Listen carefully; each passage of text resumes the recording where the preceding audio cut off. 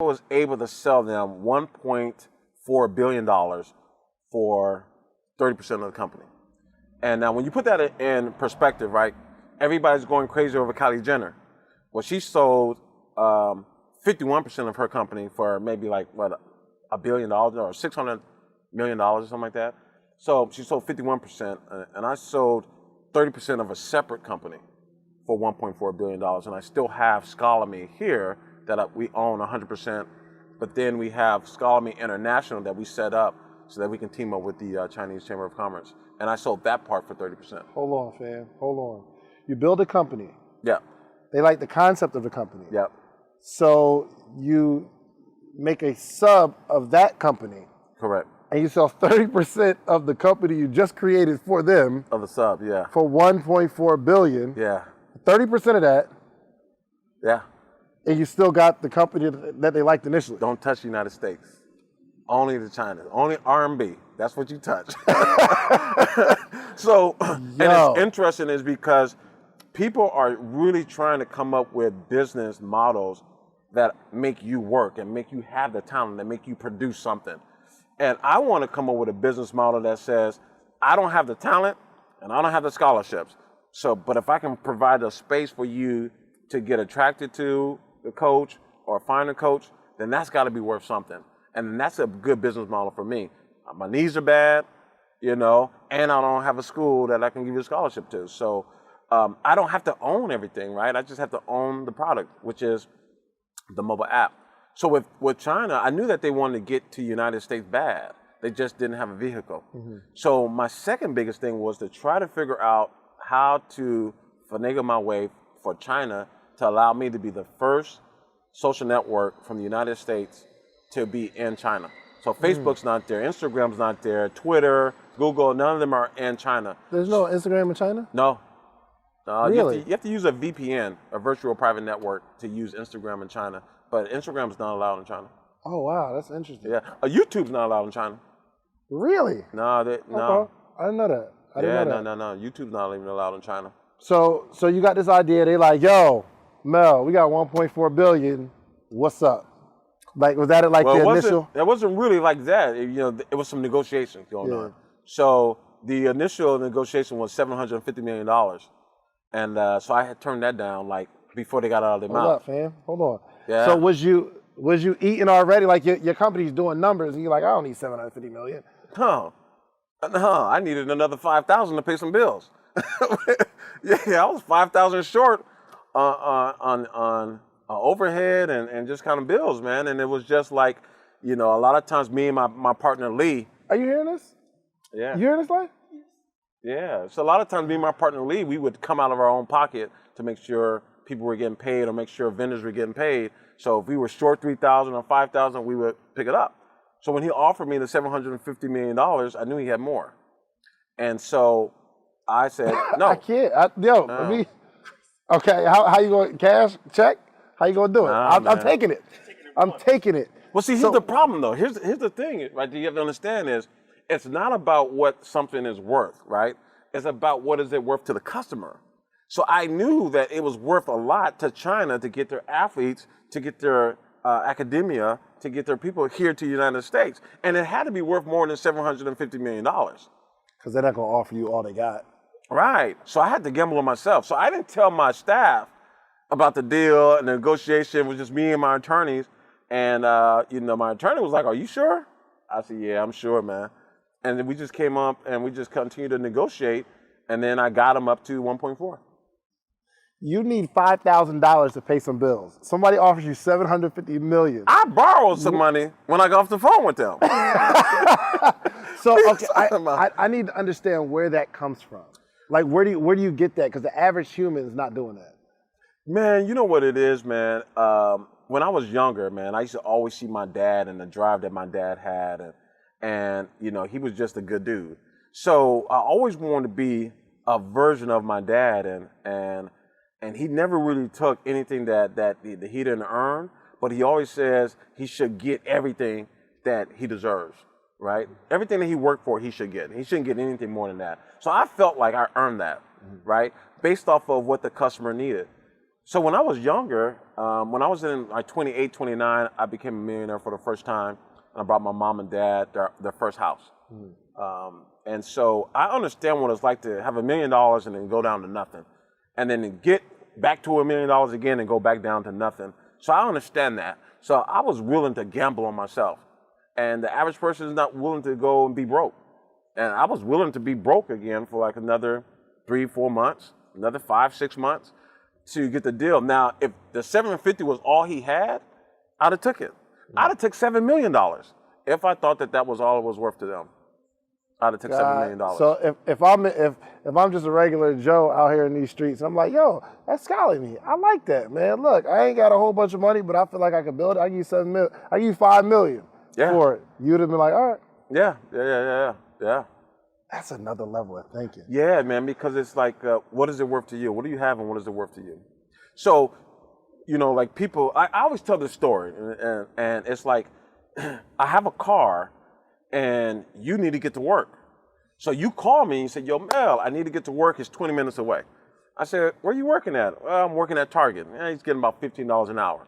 So I'm going to pick him up, and I'm going to take him to work, and I'm going to say, just give me gas money, right? I have the same car, and the gas costs the same. But now you need to go and pick up $1 million check for this record deal. So what happens if you don't get there by one?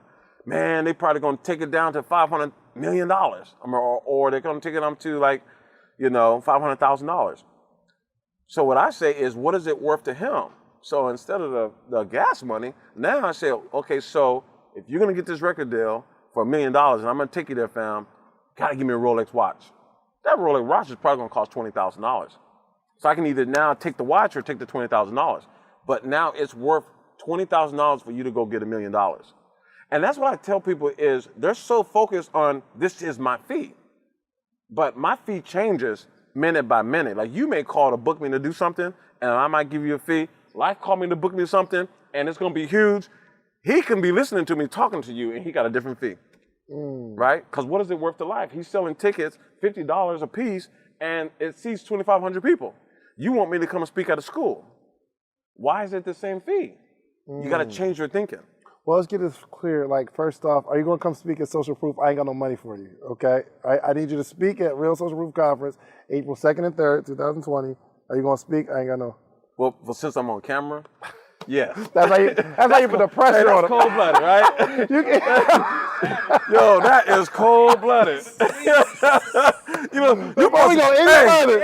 Like, because he probably going to talk about philanthropy and helping out black people. Okay, yo, now you supposed to pull me to the side, bro, and be like, yo, Mel, hey, can I do this social proof? I think I learned. And then I have to negotiate with you. I know. I think I learned that move from you last night. So, proceed. Yeah. That's a good one, man. That's a good one. So 28, you make your first million. How does somebody go from being a millionaire to broke? I don't understand it because I haven't hit millionaire, and I feel like as a millionaire, I'll put some money aside because I'm not going to lose it because I remember what it feels like. Yeah. So how do you go up and then down and then up again and down? Man, you just make bad investments, man. Sometimes you make bad decisions and sometimes you make bad investments, but the majority of the time, you have bad people around you. You don't have the right people advising you and the right people around you. Everywhere I went, the party was on me, right? Anybody who needed their rent paid or the mortgage paid, I felt like I'll help them out. Because when you have a broke mentality, because you've been broke all your life, when we have no money, I'll get a hot link sandwich, I'm going to split that up and give you half, right? And if you stay in that mentality, when you get $1 million and you need something, oh man, $200,000, man, I got you. You held me down, right? You have to switch your way of thinking. In order to be successful, you got to flip your way of thinking. And I didn't flip at that time. I stayed the same. So anybody who called me crying, oh, they got me. Right. Oh, no, fam, because I remember I used to be that. And I know what that feels like. But sometimes they're running game on me, right? Somebody wants me to do an investment with them. They need $100,000. They don't know what they're doing. You know, they come up with a half-decent business plan. That's my man. I go ahead and invest in it. If it's not their money, it's easy for them to leave. Yeah. Right? Sure. But I'm the one that have 100% of the responsibility and the liability. Because if you're going to get sued, the first person they're going to go to is the guy with the biggest pockets. So now I don't invest in anybody unless they have skin in the game or they can bring somebody with some skin in the game so we can share the risk. Gotcha. Yeah. So you made your first million, and then you go down just giving away money. What was the stupidest thing you bought? Not stupidest, but like, yo, I didn't need to buy that. A plane. How old were you? 29. So right when you got the money. Yeah. What made you think, yo, I'm gonna go get a plane at 29 years old? First off, don't no 29-year-old need a plane. Well, because I was with this guy, Brian Stearns, out of Texas, and he was just doing it crazy big. So he had bought a plane, and so he bought a Cessna or something like that, 7-passenger plane, and we couldn't all like, it was too small. Write that down, a Cessna. Yeah, and it was a small plane, right? And so, you know, he wanted to get another plane, so I was like, I get it. You know what I'm saying? It was damn near his money anyway, right? It wasn't really my money, right? I'm working for the guy. So I was like, B, you can get it, man, and stuff. And so we got an $18 million plane, and we only had about $5 million. You bought an $18 million plane, you had $5 million. Yeah. How much the money did you have to put down? Like 1.5. You put down like 20% of all the money that you had on a plane, bro? All the music videos talking about a G4.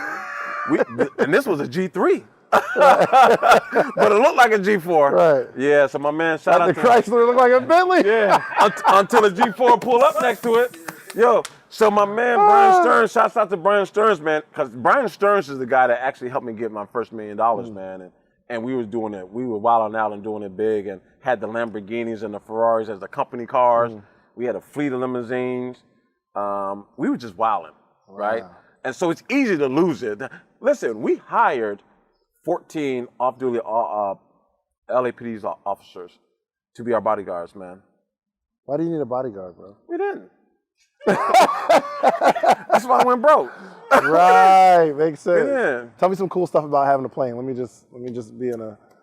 One time I was a time that me and my buddy was at the Q Club in Oxnard. It's a little pool hall. So Q Club in Oxnard, we had met these two girls, and it was like, yo, you guys want to go to the club? It was like about 11:30, 12 o'clock at night. They was like, man, we can go to the club. All the clubs close early. And I was like, no, we can go to a club in Las Vegas. And she said, how are we going to get to Las Vegas? I'm going to call my plane. They're going to meet us in Oxnard, and then we're going to go to Las Vegas. And so they were with it. We go to Oxnard. My plane actually gets there before we do. Go to Oxnard, jump on the plane, we go to Las Vegas, we go to a club. My boy Kip Sweeney was the doorman at the club, got us in. I think it was Caesar Palace or something like that. Got us in. We partied till like 3, 4 o'clock in the morning. Got a little room, and then came on back. Okay, yeah. That's some cool stuff. That's pretty cool. Well, there was another time, man, I had a Rolex watch. They only made 2 in the world. I had one, and Master P had one. And what do you mean? Which one is that? What is that? It's a princess cut diamond watch. It was $152,000, and they only made 2. And what happened was, the guy that I was with, he gave it to me, right, as a gift for being part of the company, and he gave me the platinum. Is he hiring? No, man. I want to be a part of the company. So he gave me the platinum watch, right? And this is when platinum had first came out. Right. Well, I'm in the bar, and nobody is jocking my watch. I said, this is $152,000, and I'm thinking they're thinking it's silver or something. So I'm like, yo, B, I don't want this watch, man. I want to go get a gold watch. So I call our jeweler, which was in Scottsdale, Arizona. I jump on a plane that night. I left the club, jumped on a plane, went to Arizona. You wasn't getting love for an expensive watch. And I traded that watch in for the gold watch, and came on back. Now that was crazy. Give me the psychology behind that. I think I probably lost like $25,000. Give me the psychology behind that. Like why? Like just tell me. Look at the old Melvin and be like, yo. Well, no, it's crazy because I never wore jewelry. I still don't wear jewelry, right? But because he gave it to me, and it was the first piece of jewelry that I mean, I don't wear a ring. I don't wear watches. I just don't, man. And he gave me this thing, and so I was like, everybody in the music videos got one, and everybody's getting jocked. I wasn't getting jocked. They was like, is that silver? Is he wearing silver? Bro, it's platinum, and platinum had just came out. Right. We're talking like 2 weeks ago platinum came out. Right. Everybody's rocking platinum. And nobody was jocking it, but they was jocking my man next to me with the gold. I left the club. It was like maybe 12:30. I left the club and jumped on a plane to go trade my watch in Arizona. Yeah, you had too much money at that point. Yeah. So what was your come down? What was the crash, and then how'd you get it back? Man, there was a couple of crashes, right? Because I would go up and down, but you know, one of the crashes is I invested some money into strawberries, into a strawberry field, and that's a booming business. Really? Yeah, and we invested a lot of money, and we got other investors to invest into the strawberries, and it turned out to be a scheme. And I mean, we were talking with Snoop and Denzel and all them, and it turned out to be a scheme, and everybody lost their money.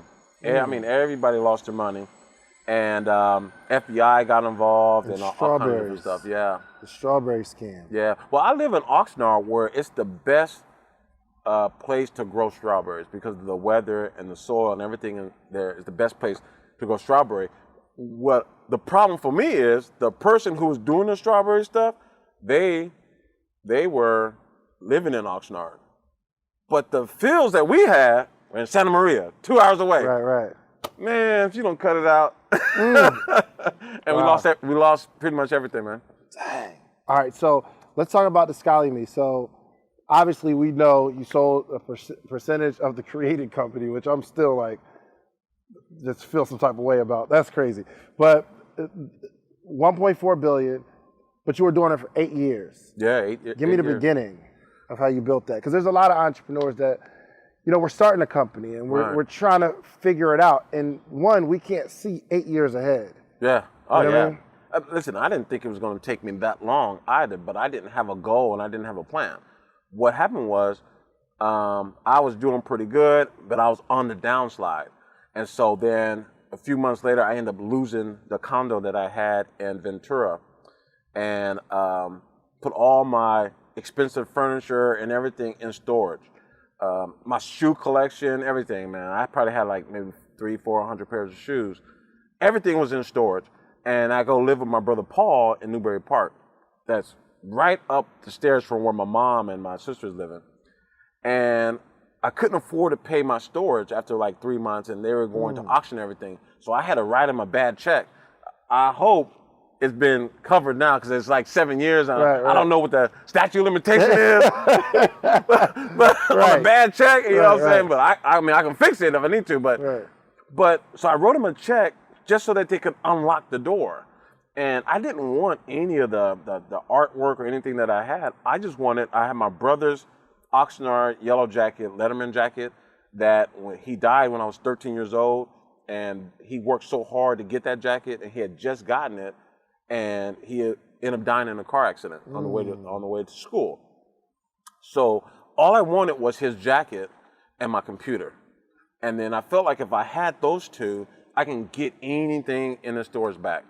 And I just walked out with those two things. Wow. Yeah. So you walked out of there and you did what? Give me the beginning of the business. I walked out there. I went to go stay with my brother, and I was there for maybe 2 or 3 weeks. And my mom ended up having a stroke. And so she ended up having a stroke, and I was like, yo. And then we were getting evicted out of his place at that time. And I said, you know what? I got to build something. And I was working with this girl, Tiffany Hurd, and we were working in the gym. We ended up getting her a scholarship to the University of Providence. And I said, you know what? If I can do this for Tiffany Hurd, then she played basketball at Moore Junior College. And I remember playing her in high school, and she was just absolutely amazing. And so she should have gotten a scholarship, and she didn't. So when I started working with her, and we started getting Tiffany a scholarship, I said, you know what? This is the business. Now I got to turn it into a model, right? And I said, I can do a mobile app where every athlete around the world can tap in and figure out how they can market and promote themselves like Tiffany Hurd did to a college coach. And then she ended up getting like the biggest scholarship in the Moore Park Junior College school history. So I stopped training, I stopped working, I stopped doing everything that day. And I started building SchollyMe. Gotcha. So, like, was it always progressing over these 8 years? Like, did it steadily progress? Man, I'm gonna tell you what's crazy is it was progressing very well from 2011, and we had bumps in the road because you don't have money. My first my first payroll check, right? To the first girl that I hired, Kelly, Scaring Jello or something like that. I hired her, and then the first paycheck, I had to go to like, you know how you go to those check in the go places, and you give them your company check, and they give you I had to go and do that to pay her first payroll for SchollyMe. And I didn't even have a company check. I had to make up a company check to go take it there to get a $300 loan. Wow. You know, because she was part-time, and then we ended up paying her. So that's how SchollyMe started, right? And then we started getting to the bread. Gotcha. But it was good. It was really good up and down because I love the up and downs, man. I don't like this at all, and I don't like to just continue to go here because that crash can be you don't understand the turbulence. I like to have a little bit of turbulence in it because it gives me that dog, right? And it keeps me hungry. So, but in 2014, I had who I called a mentor and a partner of mine that I bought him in, and I gave him % of the company. And SchollyMe. Yeah. And I'll never forget, his name is Al Jones, right? And he tried, in 2014, we did a all-world games where we bought the best players in the world to come and play. And it was the SchollyMe all-world games. And then after that game, him and another buddy of mine went to the investors and the shareholders and tried to take my company away. The company that I built, and I bring you along with me. So think of it like Steve Jobs. Steve Jobs, right? I was thinking about that. So I bring this guy, Al, along with me to be my mentor, and I give him a piece of the company, and then he sees the success in 2014, and then he tries to take my company away from me and get me to be out as the CEO and put his man as a CEO, which he would actually be calling the shots, but this would be the figurehead. So I go speak at this thing called the Milken Institute Global Conference. It's the richest people in the world. Well, hold on real quick. I don't understand how they try to take the company away from you. Well, they'll do things like they'll use terms like misappropriating funds, or use terms like he's not well traveled. Because at that time, I had only been to one country, right? So if you have a company, you got the board, and they just vote, no matter, even if you own majority of the company?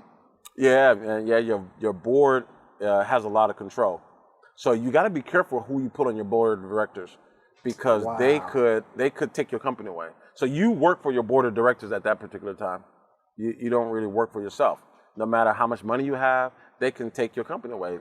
Perfect example is Steve Jobs. Wow. Yep. You know what I mean? Unbelievable. So we had to be. So I'm honestly, when you're saying that, because we had a conversation, we'll get into it. But last night, I'm working on something big, and I'm going to go for the investors, things of that nature. But in the event that, let's just say I'm not the most organized person in the world, right? Right. And that may be my handicap. You mean to tell me even if I own the company and I bring these investors on, they say, yo, he's not organized. I don't really like the fact that he doesn't travel a lot, or he doesn't work on Saturdays or something like that. They can come together, vote, and take my company away.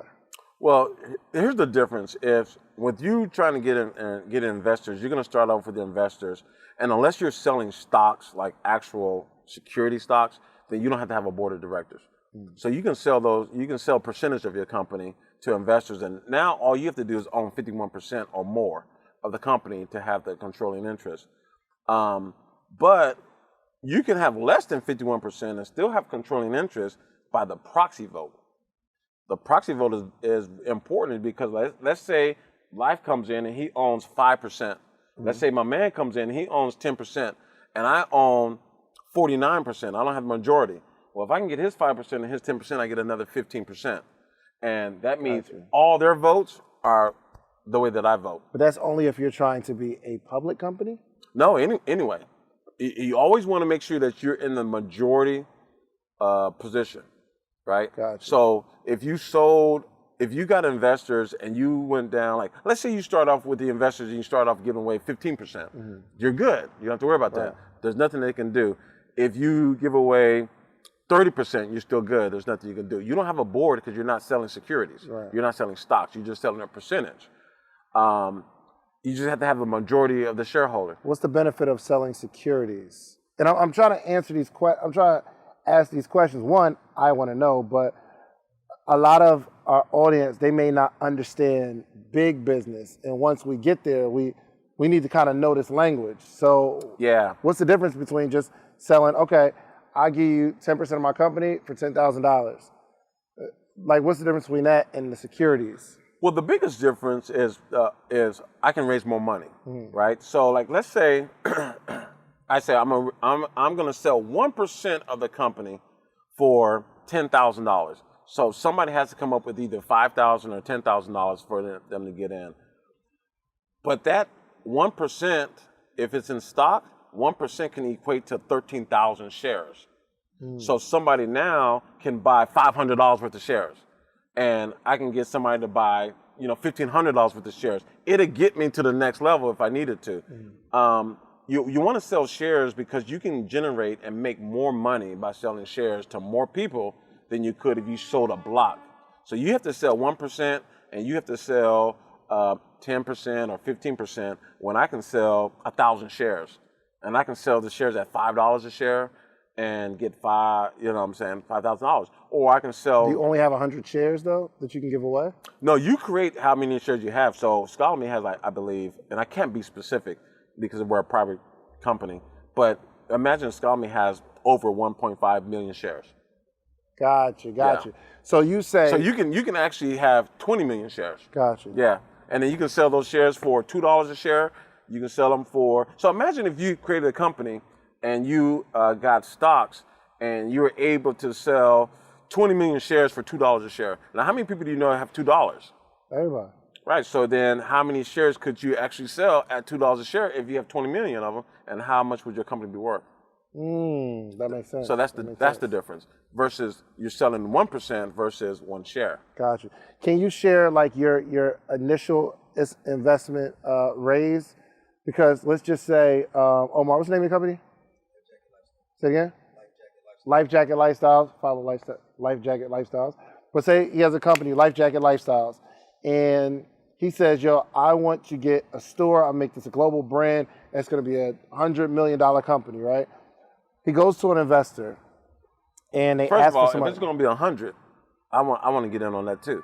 Oh. If it's going to be $100 million, right. If you're sure on that, I want to get on that now. Right. I heard that. Okay. Yeah, don't now you got to figure out how to make this $100 million. Skip over that. You know what I'm saying? I was like, no, when I hear that, I hear, is that a gazelle?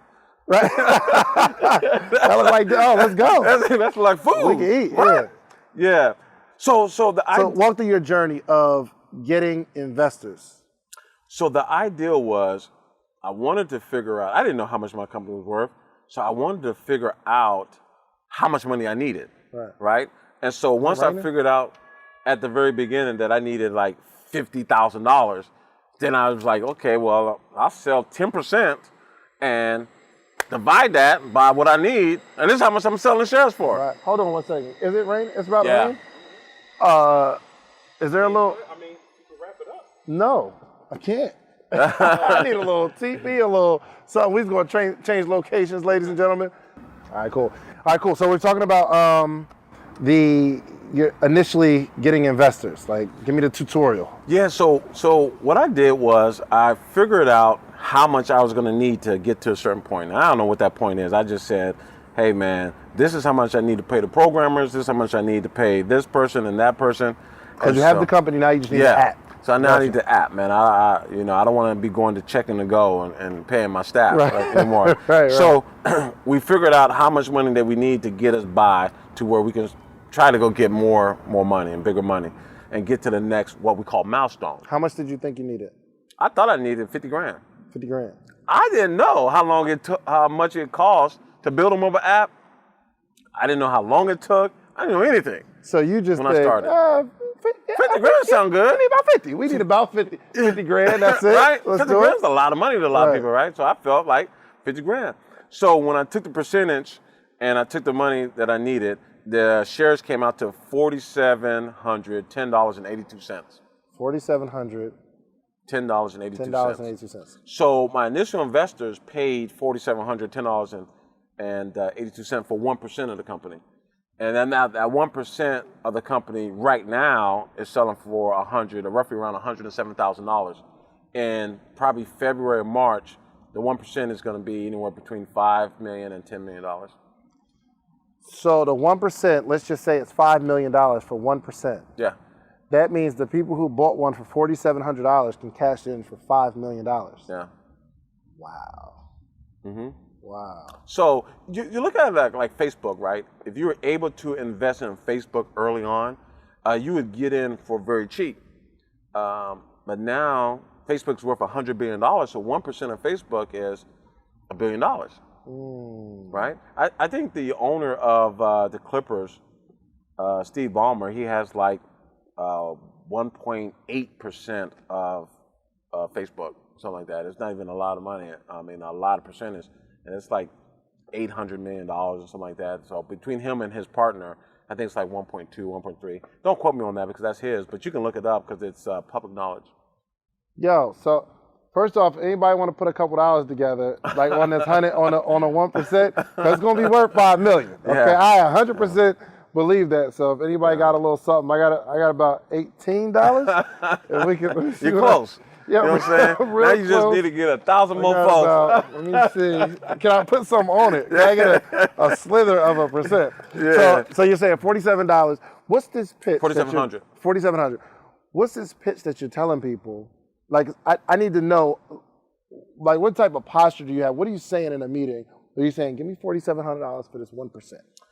Well, first of all, I had to really do some talking because I didn't have a product. Right. So me and my buddy Garrick from Oxnard, we had put together some slides. We hired a web designer who was going to build it. We didn't have enough money to pay him to build it, but we had enough to get the slides done, right? So we had him build the slides. So I would tell him what it needed to look like, what it needed to do. And he built these slides. We got them laminated. Thought we were looking all pretty and stuff like that, professional. Now, in retrospect, it was like, hey, man, you just make it happen. Right. But we got them laminated, and we would go into the presentation, and I would be flipping over the cards while I'm telling them. See, it's not the product that you're showing right now, it's the potential of the product in the future that they buy. People don't buy, you go find a house, it's very rare that you buy the house to move into it as is. You buy it because, man, I can change this door and put that door over here, I can change this color, and I can do that. So you buy potential. And so you have to sell people on the potential of what it can do. So we don't have a product, but I have the slides, and this is what we can build if that's So like flip chart style. Like, all right, guys, this is what the front's gonna look like. Flip. Yeah. Okay, if you click this button, it's gonna look like it. You're gonna take it to this. Wow. But this is what I need your money for. And if you put your money into this, then what if we become another Facebook? And even if we don't even get close to Facebook and we only get to like half of what Facebook does, then that's $500 million that our company will be worth. But I was able to really convince them that I can take this company to $1 billion. Because I just really believed it. I really believed that the idea was that great that I can turn this company into $1 billion. Now, a lot of the investors are very conservative and they come from the financial world, so a lot of them didn't believe me. But they put their money up, but they didn't believe me. But they just knew that it was gonna make, 3 times their money. It's already made like 10x their money. Wow. So they're already extremely happy, right?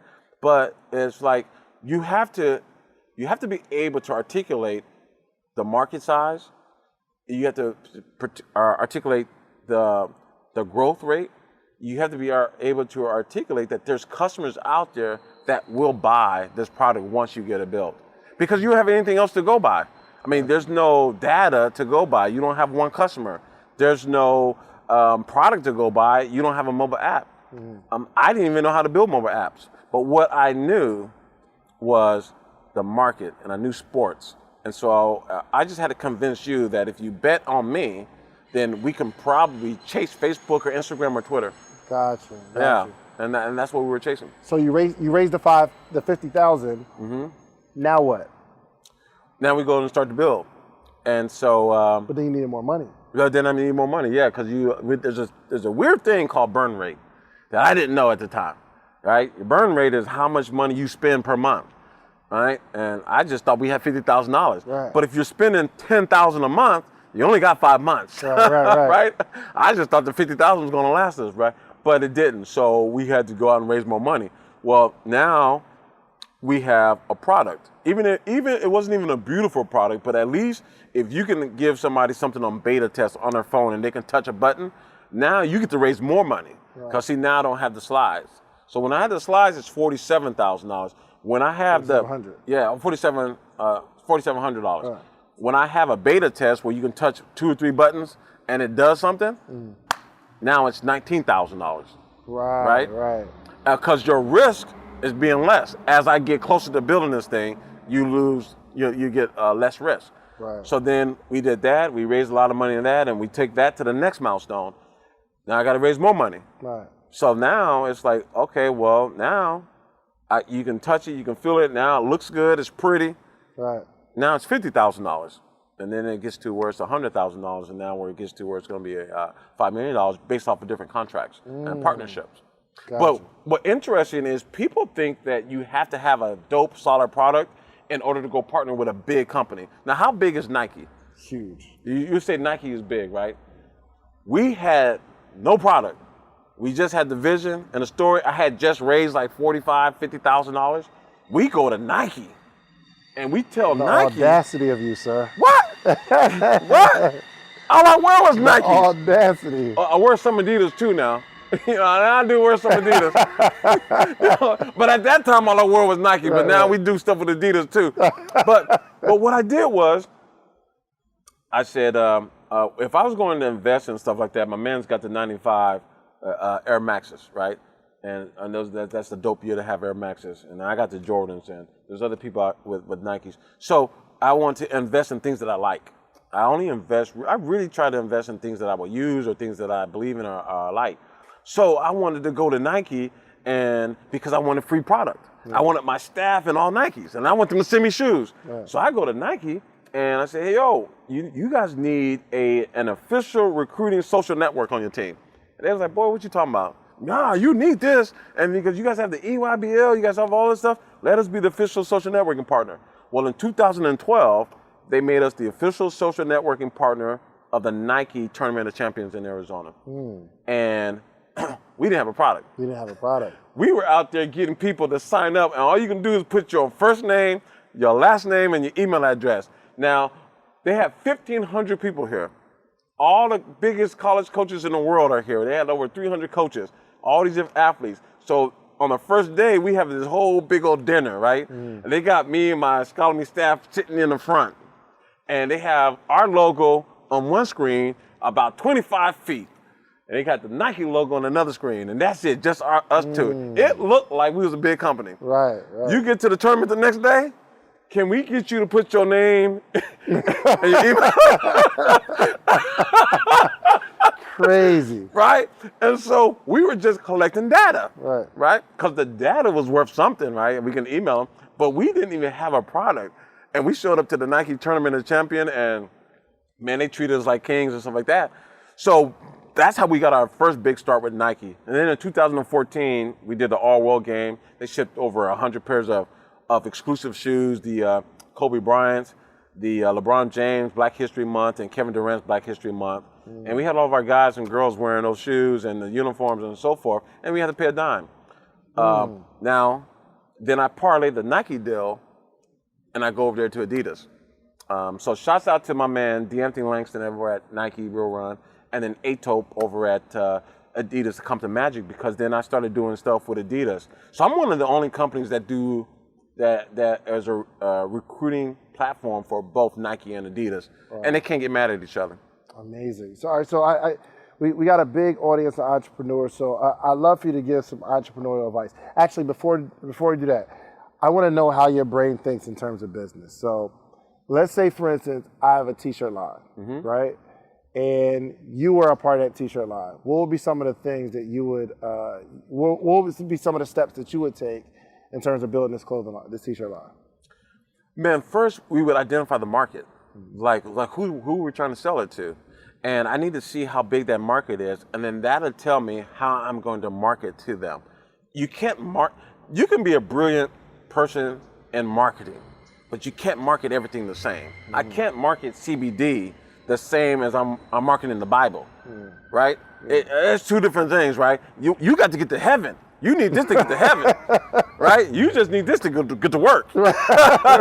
So it's two different things. So the benefits are different, right? So for that person, the benefit is I'm going to go get to work to a job that I didn't want anyway. You're all right? So I wanted a job, but I didn't want to work. If that mentality. So you're only willing to pay X amount of dollars for that. I can sell you a Bible for $100,000 if I can guarantee you that you'll go to heaven if you read every single page. There's not a person who wouldn't pay $100,000 if you knew when you finish that at some point in your life you're going to go to heaven. Now, the problem is you can't guarantee that. But I can convince enough people that they need to read the Bible in order to meet Jesus or have a relationship with God or a higher power or whatever the case is. So when it comes to the t-shirt, it's like, who are we marketing to? Like, we can't be having Martin Luther King t-shirts and over here in Cinco de Mayo and marketing it over here to Cesar Chavez Lane, right? So it just doesn't make sense. So who are we marketing to? Who is the team? I always like to invest in people rather than product because people, the right people won't let you down. You losing my money is not letting me down. You giving up and walking away from my money is letting me down. So as long as I believed in you and you're gonna go down with the ship and I believe that you did everything that you possibly could and we just couldn't make it, I'm happy with that. I'm okay with that. Tell me the next thing that you have and I'll invest in that too. Because losing a company or failing in a company is not a failure. You should have 2 or 3 failures before you become successful. So I'm not going to pass up on another investment just because he lost $100,000 of mine. I'm going to watch how he worked. I'm going to watch how he worked my money. Did he work my money like it was his money? And if he did that, then bring me the next thing. Because with his drive and his grind, there's got to be something special in that kid that it may not be the first one, the second one, the third one, but what if it's the fourth one? And then I say, you know what, I'm not really messing with him right now. And then it's Uber or it's Lyft. Oh man, I could have been a part. I did the other 3. You told me about Uber though. Speaking of which, you could have put some bread into that, right? Yeah, man. My boy Big Chuck, he knew Troy Carter. Troy Carter was getting ready to invest in Uber, and wanted us to invest in Uber, and he was like, first of all, we didn't believe that Uber was going to take over the taxi business, and we didn't believe that people would actually allow you to use their car. But it's the same model that I have, right? Uber doesn't own the car and they don't own the customer, and they just provide a space for you guys to connect, right? So start looking at businesses like that, because those are the businesses that are booming and have very little, risk and have a whole lot of reward. How much were you about? Can you hit the little? It's a knob over there to turn the fire on. I just want a little fire. Just turn it all the way to the. Just turn it all the way to the. Yeah, we gonna get some fire in this joint. Good luck. It'll come on. Okay. So how much did you pass up investing in? Well, at that time, I think he told Big Chuck that we can invest $50,000, and I think we would have gotten something like 5-10% at $50,000. This is when they were first starting out, and then Troy Carter also invested in Lyft, right? And I was telling Big Chuck, he's crazy. I ain't following this brother. Right. You know what I mean? And we were hearing that Gary Vee was passing up on Uber. So I was like, that's the brother. That's Gary Vee. He know. Gary got to know. He got to know. Right. Gary don't know nothing. Gary didn't know nothing on that one. Right, he know a lot of stuff, but he didn't know nothing on that one. I should have stood with the brother. So what happened was, he ended up being smart because he invested in Uber and he invested in the competition. Because it's such a great idea that even if one of them didn't make it, the other one was going to be super dope. And so it just happens that both of them are kind of trending this way. So he's actually doing pretty well in both. But it's sometimes we don't invest in things because we don't understand it. Or sometimes we don't understand, because I couldn't have imagined me putting a stranger in my car, but I'm not the customer. Right. So you have to take yourself out of that process and out of that thinking. Like, who would let somebody come into their house and just stay? And I don't even know you? Right. Boy, please, ain't nobody gonna do that. Everywhere I go Airbnb. Yeah. That's some of the dopest vacations and the trips that I take. Yeah. And I just go to Airbnb. And it's like, wow. But you have to get yourself from thinking how you think and start thinking how a customer thinks. Yeah. And that's the biggest problem, is people can't switch that in their brain to figure out if this is a good, viable product and a business investment versus would I do that? Yeah. There's 7 billion people in this world. I don't need you. Yeah. I don't need life. I just need 50 of these people. Right. I just need 100 of these people. So you may not be my customer. You're not my customer for SchollyMe Right. to get a scholarship, but you're my customer to be on SchollyMe to see what other people are doing. So I got to market to you differently than I market to an athlete. Gotcha. I got to market to a college coach different than I market to an athlete or a parent or a friend. Are you actively investing in companies? Yeah. So how do we approach you? Like, what does somebody say to say? Like, what do we got to show? First of all, an investor? First of all, you can't approach me. Okay. Yeah, you got to approach somebody who know me, and if somebody who knows me and is talking to you, then if the investment comes through somebody that I trust and I believe, then I'm more likely to listen to that. Don't call me. Yeah. Don't call me like, yo, can you put me on that? No. Find somebody else because I'm not about to be responsible for, unless it's a really good. Matter of fact, call me because I can be a part. Nah, man. I hardly ever invest in somebody who just comes off the streets and talk to me about it. And plus, you can't really get to me that way. But like if you were to call me and say, yo, Mel, I got this idea and I'm thinking about putting a few dollars up in there. Oh, what? What is it? Right. I don't want to miss out on something, right? And then if I feel like you did some due diligence, and then I do some more due diligence, and I still like it, I'm investing with somebody that I know. Gotcha. Or maybe you don't have any money to invest, and you believe in the product, but it's a little bit too rich for you, and you believe in the product, and you bring it to me. I trust you, and I trust your motives. So it's very rare that I invest in people that hasn't gotten to me the right way. Gotcha. And I know you're doing a lot of CBD stuff though, right? Well, I'm CBD, doing a lot marijuana. of CBD stuff, and oddly enough is that I don't even smoke marijuana. Right. And I have never used the CBD cream. I just started using it with my mom, and it worked. So, I get facials all the time, and my girl Sonia from SJ Studios in Oxnard, you gotta come, and I gotta let her do her thing on you. It'll change your life. Come on. Sonia's the bomb. Not the whole thing, boo. My wife listens, okay? Just maybe you could come. Can my wife come? But what happens is I go see Sonia probably like once a month, and she started using this hemp product on my face, and it's got me looking younger. You know what I'm saying? I ain't gonna tell y'all how old I am, but it's got me looking nice and young, right? And so she started telling me about the CBD stuff, and so I got the CBD cream from my mom, who obviously had that stroke and she's having problems. And I put it on there. I didn't want to tell her what it was because she's a church woman, up and down, bro. She praying right now. My mom praying right now. And so I didn't want to tell her it was hemp or marijuana or whatever. And she used it and it actually worked, man. It actually worked. So I just jumped on a mobile app and started buying shares in CBD. The interesting thing is you can only buy shares of CBD out of companies in Canada. The United States are not allowed to sell shares in CBD or marijuana products yet.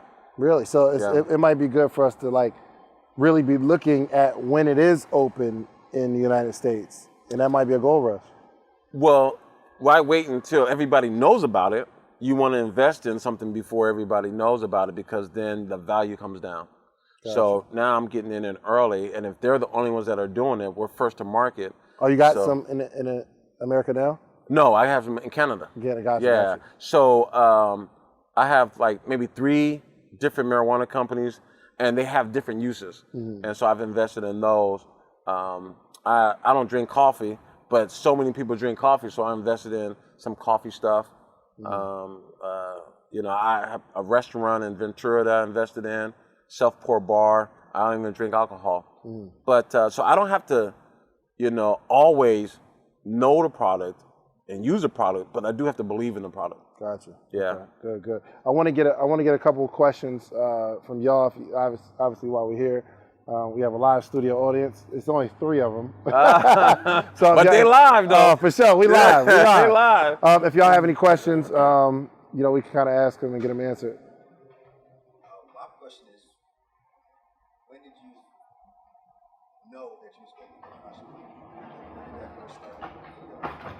a Man, I was a little kid. Repeat the question. Okay, so you want to know when did I know I was going to become an entrepreneur? Man, I was a little kid playing baseball. I was probably like 8 or 9 years old. My buddy had a paper route, And I ain't had no bike, so I couldn't have the paper route. But my buddy had a paper route, and so I would go to him and say, yo, how much would you pay me to fold the papers for you? And he would give me a price. And I was like, so where do you got to throw these things? And he showed me his route. I said, well, how much will you pay me to throw the route? And his name was Peanuts, and which was crazy, right? How much will you pay me to throw the route? He said, if you threw the route, I'll give you half the money. So I went and got my man and said, hey, I'm going to pay you X amount of dollars to fold these papers. And then I got my other man and said, you got the bike. You threw the paper, you throw the papers, and I'm going to pay you X amount. And I would only keep like maybe $2 or $3. Right. But at 8 or 9 years old, that was a dope hustle. Oh, and sure. I knew at that time that I had something brilliant in me, which was like, I didn't have the paper route, I didn't have a bike, and I didn't even get the checks, right? My man had to give me the checks, right? But he gave me $2, man. I hit that ice cream truck. Right. I can't wait for next month, right? And I was giving them more money than I was making, and that was the dumb part of me. But I still created a business of something that I didn't have. So yeah, I knew very early on. At some point, I was going to be an entrepreneur. Good, good. Mm-hmm. Got anything? What's the most important attribute of being a successful entrepreneur? Like, you had to pinpoint, I know it's a lot of things that you've done. What is the one thing that's the most important for you as an entrepreneur? The most important thing for me as an entrepreneur, man, is just know who I am. I know exactly who I am every time I wake up in the morning, man. I grind every day for my family. I grind every day for my dad who passed away in 2000 from pancreatic cancer. And I don't take nothing from anybody that I didn't earn. Because I know who I am, I know where I'm willing to go to become successful. I'm willing to go to homelessness, become successful. I have my daughter, and I'm going through child custody and everything, and I'm having my visitations, and I don't have anywhere to take her, so I take her to my sister's house and hang out. But I always saw her and knew that she was going to be good. The problem is, a lot of times you don't know who you are. You think you Dave, you think you E.T., you think you Melvin, you think you're John Singleton. And so you'll wake up every morning trying to chase something different. And then you say, you know what, when it doesn't work out for you, you say, you know what, screw that, I'm not doing that. Now I'm going to be Arnold Schwarzenegger. And I'm going to go over and do it like this. I woke up every morning and know who I was and know where I was willing to go to become successful. So it didn't matter what you did to me. You couldn't tell me I wasn't going to be nothing because I wasn't going to believe it because I always thought I was. You couldn't show me I wasn't going to be nothing because I wasn't going to look at it, right? And so every single day, brother, who are you? And what are you doing it for? And how does that align? You can never forget, it is so important for you to know who you are because that's going to be how you get to where you get going. That's going to be how you get to where you're going. And it's like, man, what type of brother are you? So you went into the military. What type of brother are you, man? Do you quit? Do you give up? If you're on a team, do you let him down? If you know that every day and you knew that you could count on him every day for that, would you guys be a strong team? Of course. Right? Know who you are and know what you're looking for in a partner. I'm looking for somebody who's willing to share that risk with me. Because if he's willing to share that risk with me, getting that success is the easy part. Everybody's willing to share the success. So I'm telling you off the rip, Dave, we're going to start this business, man. But listen, man, we might not eat. Mm-hmm. You might not be able to take your wife to the movie for 3 or 4 months. Mm. Are you willing to do that with me, brother? Yeah, well, then let's shake on it, man. Let's go get it. Yeah. That's the most important thing, man, because now I can trust you because I know who you are. You know what's crazy? You know who you are. About my man Brian Arzani, he told me, I did this course on behavior science, and he said they interviewed 97,000 people, 97,000 high performers, because they were trying to find like a common thread, right? And they said, in terms of talent, there's no common thread, like all of them are focused or all of them are, great communicators. They said, but the only common thread they found was self-awareness and authenticity. Yeah. Exactly what you said. Like, I operate in my strength. Yeah, man. Self-awareness, knowing that. Bro, it's like somebody could tell me, yo, Mel, you ugly than a mug. I'm still going to go try to talk to the girl. She might be with you after you don't tell me I was ugly. Right. That's all I know, man. I know I have something to offer, man. I know I'm a good dude. So it's like, man, like you say something when you first met him that people don't know about. And I'm not going to share, but you don't know about. That right there, knowing that, says you're going to be successful, brother. All you got to do is keep grinding, keep living. All you got to do is keep grinding, keep living, because you can't fake that, right? You can't fake that. And you didn't even know that, right? Because he wasn't doing it for accolades. I don't do anything for accolades, man.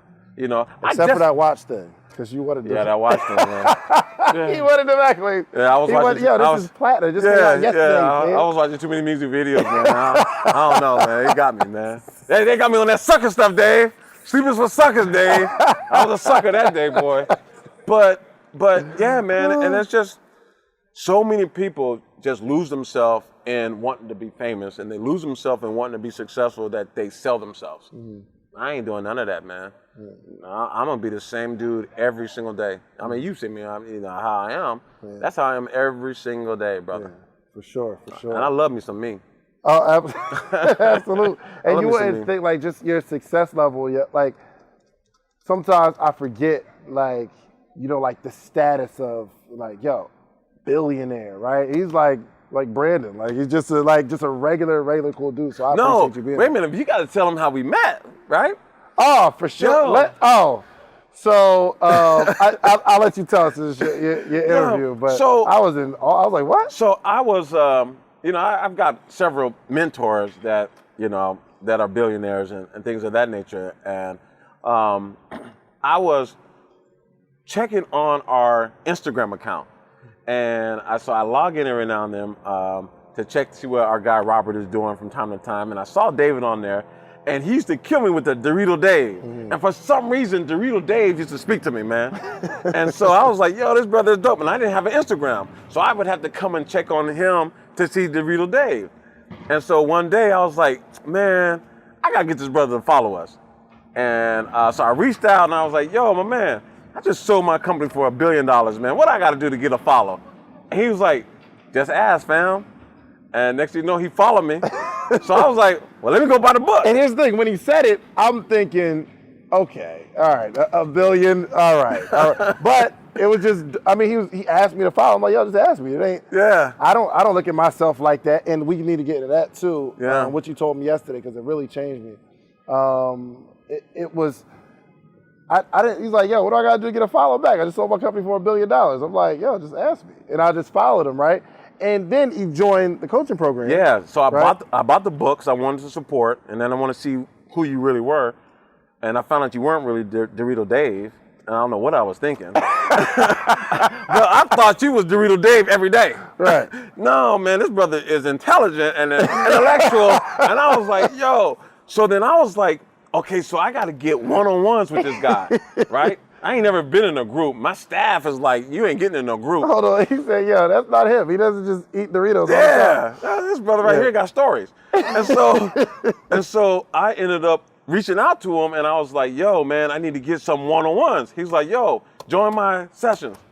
Join the sessions. And I went and looked, and it's like $97. I was like, am I missing something? I said, he gonna do some one-on-ones for $97? So I just signed up anyway, all right? Don't know what to expect. My first day in there, it's like 60 people in this mug. I was like, what's going on?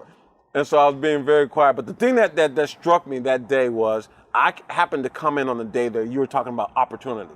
And what does opportunity look like to you and your business? And it was like, wow, because that's the first time I ever had it put that way to understand what you were talking about. And you gave us a story about how the lion in the jungle, and then he hears a herd in the distance, and he's like, oh, is that a herd? And then it starts getting closer and closer. He said, is them some gazelles?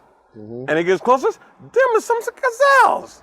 Oh, we gonna eat. You know what I'm saying? That's opportunity. But that's what opportunity is. And sometimes opportunity comes when you're not even expecting it, but you have to be ready for it, and you have to know what it looks like. Right, and people don't know what opportunity looks like. Man, when I left that, I had told my staff, like, yo, I'm here. This is where I'm gonna park at. I don't know how the brother make money because it was only $97. I don't even really remember how much it meant. I could be wrong. I don't even remember how much it was. but it just comes out of the account every month. Well, we appreciate it. Yeah. Well, $97. But that was my introduction to you, and it was to me. And I told you this last night. It doesn't matter how much money you have. You can always have a mentor above you or below you. So it doesn't matter how much money you have. You can still be a mentor to a person who has $10 billion or $15 billion, because it's just getting us to think differently, right? It's not necessarily that you're smarter or anything like that. It's just you think differently than what I was thinking at the time, and that helps me grow. And I might think differently on some things that you need at the time, and that's going to help you grow. Sure. You have to change how you think in different scenarios. Absolutely. In order to be successful. Absolutely. Yeah. Well, look, I definitely want to wrap it up. I got one. Anybody got any other questions? Y'all good? Just yes, sir, B. You said what? Tell us about like setting goals. Oh, so you want to know how I set goals and goals that I set? To be honest with you, brother, I don't set any goals. I've never set a goal. I don't set goals because setting goals is for me, and it's not for everybody, so I don't want everybody to follow me. But to set goals for me is to set limitations.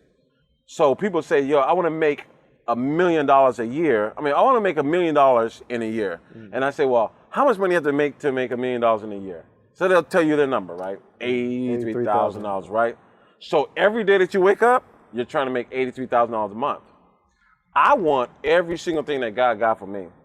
It might be $60,000 that month. It might be $100,000 that month. It might be $1 million that month. So I don't set limitations on I don't set limitations on my expectations. I expect everything that God got for me, and I'm going to take it. And because I prayed for it, right? Until I pray to take some of this off of me and stop giving me so much, God, keep it coming. So I really feel like when I did the deal in China, if I was saying my goal is to be the #1 sports social network in the United States, I would have never gone to China. See, that wasn't my goal. My goal is nothing. I just want everything that God's got for me. So when opportunity comes, I don't say, well, that doesn't fit into my goal. You taking all. I don't understand that, right? Oh, that doesn't fit into the $83,000 because that's only this much money. This contract, you add up enough contracts, you're gonna get to the bread. You might turn down a contract because you like, nigga, I'm good. I got $12,000 in contracts per month. I'm getting to my $1 million, and I don't even want to take another job because it's gonna be more work. So you quit. Well, what if you can get to $24,000 a month, and then 2 months later you got to $50,000? I don't set goals on my expectations, and I don't set limitations. So I just take everything that you have. So I never set goals, man. I love it. I love it. Anybody else? Questions?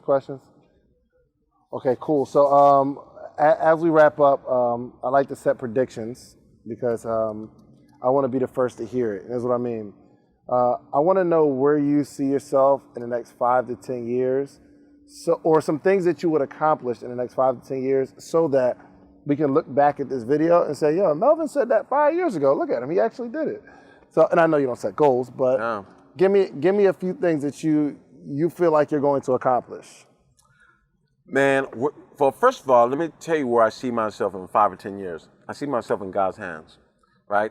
So whatever that is and whatever he has for me, if it's me to go broke or for me to be, super rich, that's where I see myself. You got to try to go broke right now. In God's hands. You got to do your best. And I ain't trying. Right. I can tell you that. I ain't trying, right? And I'm not even trying my hardest. Right. Even if I do try, I'm not going to try my hardest. Right. But it's just, I want to see me giving away. Like, you have your shirt, man, which is absolutely dope, right? And you want to tie the $1 million. Go to sleepersforcircus.com. Yeah, you can make $1 million. That's $1 million absolutely dope, man. That's what caught me too. But I want to see myself taking as many homeless college kids off the streets and put them in the dorm rooms and in apartments, and whether it's my money or somebody else's money. So my success and my money is not to be used for me, because then it can be taken away. I did that before. I got a bunch of money and I used it for me. But I want to use the money that I get now to use it to help other people in which God probably meant for it to be, right? So the best thing that you can do is be unselfish. Yeah.